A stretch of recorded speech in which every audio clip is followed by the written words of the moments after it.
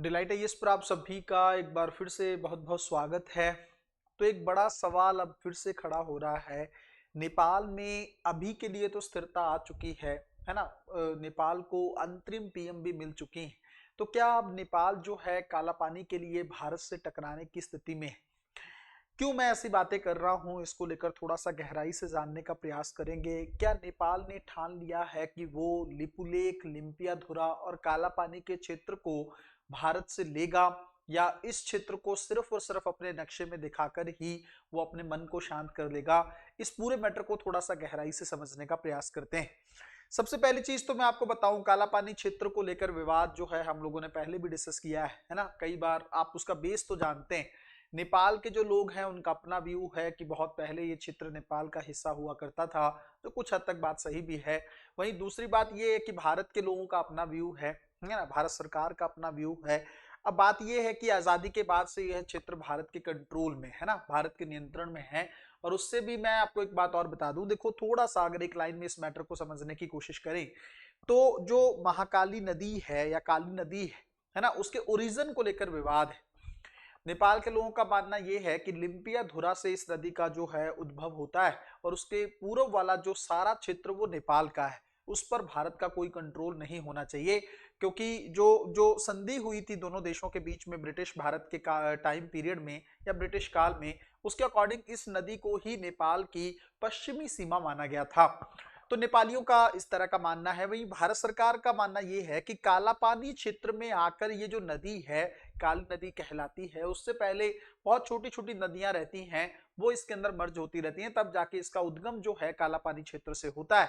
तो यहाँ वाला जो क्षेत्र है, इसके पश्चिम में जो भी क्षेत्र पड़ता है वो नेपाल का है, और पूरब में जो भी क्षेत्र है वो भारत का है। अब बात ये आती है कि इसको लेकर मैं आपको थोड़ा वास्तविकता की भी बात बता देता हूं कि एक्चुअल में किस तरह की रणनीति दोनों देशों को फॉलो करने की जरूरत है ना, और इसको लेकर क्या टकराव किस हद तक बढ़ सकता है।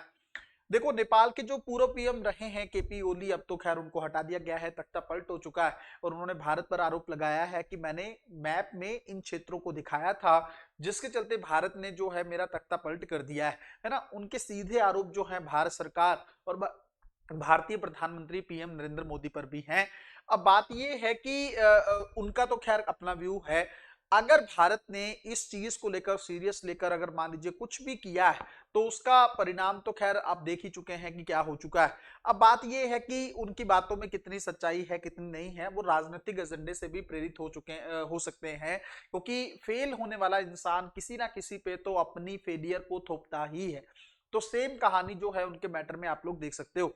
अब बात यह है कि जो नई पीएम नेपाल की बनी है ना, सुशीला कार्की का मैं जिक्र कर रहा हूं। उनको वो अपने करप्शन के पॉइंट ऑफ व्यू से, जैसे मान लीजिए भ्रष्टाचार को लेकर बहुत सख्त रवैया रखती हैं, इसलिए लोगों ने उनको एक्सेप्ट किया है। जेनजी आंदोलन जो नेपाल में हुआ है, उसकी सफलता यह है कि वहां पर तख्ता पलट हो चुका है, और उनके जो जो युवा जो चाहते थे उसको उन्होंने पीएम बना दिया है। सुशीला कार्की का कालापानी को लेकर क्या नजरिया रहने वाला है, क्या वो इस बात को लेकर भारत सरकार से बात करने वाली हैं, और क्या रुख रहेगा? क्या वो केपी ओली की तरह अग्रेसिव तरीके से उठाती रहेंगी इस मैटर को, चीन से बात करेंगी, या फिर इस मैटर को लेकर वो चुप कर जाएंगी, क्योंकि उनको ये लगता है कि अगर मान लीजिए केपी ओली की बात में थोड़ी सी भी सच्चाई है, तो कहीं मेरा पद भी किसी खतरे में ना आ जाए। पर मुझे लगता नहीं है कि सुशीला कार्की की जिस तरह की छवि नेपाल में है, तो उनको अपने पद से बहुत ज्यादा प्यार होगा। वो थोड़ी सी जेन्युइन टाइप की पीएम मुझे लगती। अब बात ये है, इसको लेकर एक्चुअल में वास्तविक या जो जिसको हम कहें कि भाई रियल लेवल पर किस तरह की स्ट्रेटेजी जो है दोनों देश फॉलो कर सकते हैं। जैसे मैं आपको एक बात बताता हूं, भारत और चीन के बीच में सीमा विवाद है ना, आप बहुत अच्छे से जानते हैं। और नेपाल के साथ भारत का जो भी थोड़ा बहुत विवाद है, उसे कहीं ज्यादा बड़ा विवाद भारत का चीन के साथ। लेकिन दोनों देश आपस में ट्रेड को जो है प्रमोट करके रखते हैं।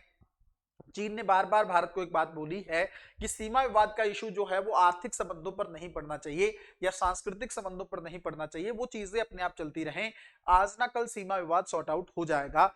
तो एक तो ये रणनीति है कि भारत और नेपाल सीमा विवाद को अभी के लिए साइड में रख दें, और दोनों देश जिस तरीके से आपस में ट्रेड कर रहे हैं, जिस तरीके से जो है, जैसे मैंने आपको कई बार बताया है कि रोटी और बेटी के रिश्तों को निभा रहे हैं, भारत नेपाल को के विकास को लेकर थोड़ा अच्छे से काम कर सकता है। नेपाल को जिन चीजों की जरूरत है उन चीजों में सपोर्ट करके भारत नेपाल का कहीं ना कहीं पे उसको दक्षिण एशिया में एक प्रमुख भागीदार के तौर पर स्थापित कर सकता है। तो भारत ये चीज सोच सकते हैं। दूसरा एक नजरिया ये है कि इसको लेकर क्या कुछ और भी किया जा सकता है या कुछ और करने की भी जरूरत है।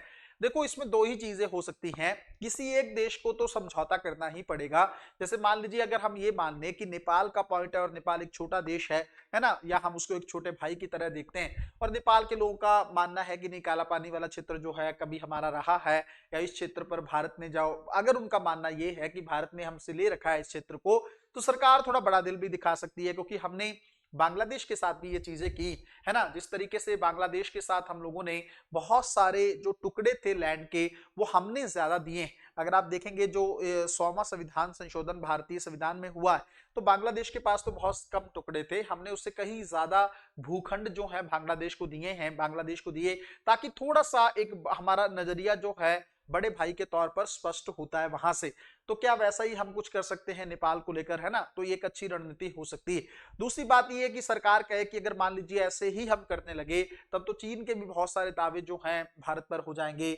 चीन अरुणाचल प्रदेश पूरा मांग रहा है, उसी तरीके से अगर मान लीजिए पाकिस्तान के अपने दावे हैं, वो जम्मू कश्मीर को लेकर चीजें कह रहा है, बांग्लादेश के अपने दावे हैं, तो इस तरीके से भारत किन किन देशों के बारे में सोचता रहेगा। देखो क्षेत्र के साथ जो है कोई समझौता नहीं हो सकता है, सुरक्षा के दृष्टिकोण से कोई समझौता नहीं हो सकता है। जो क्षेत्र भारत के पास है उसका उस पर भारत का नियंत्रण रहना ही चाहिए। सेकंड रणनीति भारत की ये हो सकती है। अब ये तो सरकार ही डिसाइड करेगी, क्योंकि देखो ये सारे डिसीजन जो है कार्यपालिका पर होते हैं। सीमा विवाद को लेकर, भारतीय संविधान को लेकर, अगर मान लीजिए कोई क्षेत्र हमें नेपाल को सौंपना है तो संविधान में संशोधन करना होगा, और अगर सीमा विवाद को लेकर थोड़ा बहुत कुछ सॉर्ट आउट करना है तो हम कार्यपालिका के तहत डिसीजन ले सकते हैं।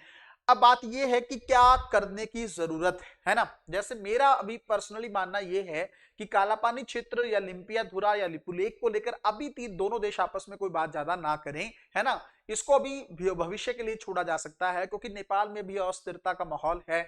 नेपाल में भ्रष्टाचार को लेकर चीजें बहुत ज्यादा खराब हो चुकी हैं। नेपाल में युवाओं को रोजगार नहीं मिल पा रहा है। नेपाल विकास करना चाहता है लेकिन कर नहीं पा रहा है।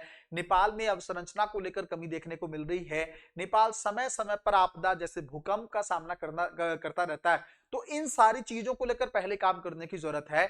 अगर मैं चीन की बात ना करूं, अगर मैं रूस की बात ना करूं, अमेरिका की बात ना करूं, तो भारत और नेपाल को लेकर हमें थोड़ी सी बातों को ध्यान में रखने की जरूरत या अगली रणनीति भारत अपना सकता है। जैसे नेपाल के आर्थिक विकास को लेकर भारत को काम करने की जरूरत है।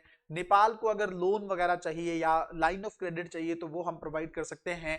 नेपाल की बिजली अवसंरचना की जो परियोजना है, वैसे भी भारत बहुत सारी खरीद करता है वहां से, उसको थोड़ा सा और इजाफा वहां पे किया जा सकता है।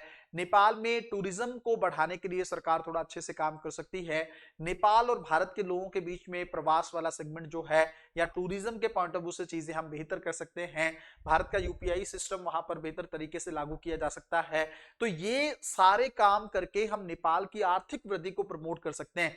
जैसे ही नेपाल की आर्थिक वृद्धि बेहतर रहेगी और दोनों देशों के बीच में एक जो मिसट्रस्ट सिचुएशन जो बन गई, चीन के चलते थोड़ा आपस में अविश्वास का माहौल है, उसको फिल करने के बाद सीमा विवाद को लेकर दोनों देश बैठ के जो है वार्ता करके या शांति की टेबल पर बैठकर, शांति से बैठकर, शांति प्रक्रिया के माध्यम से इस मुद्दे का हल निकाल सकते हैं। दोनों देश जिस भी बात पर सहमत हो, दोनों देशों की सरकारें, उस चीज को लेकर निर्णय लिया जा सकता है। मिलते हैं अगली वीडियो में, तब तक अपना ध्यान रखें, अपनी पढ़ाई को बहुत अच्छे तरीके से करते रहें। बहुत बहुत धन्यवाद।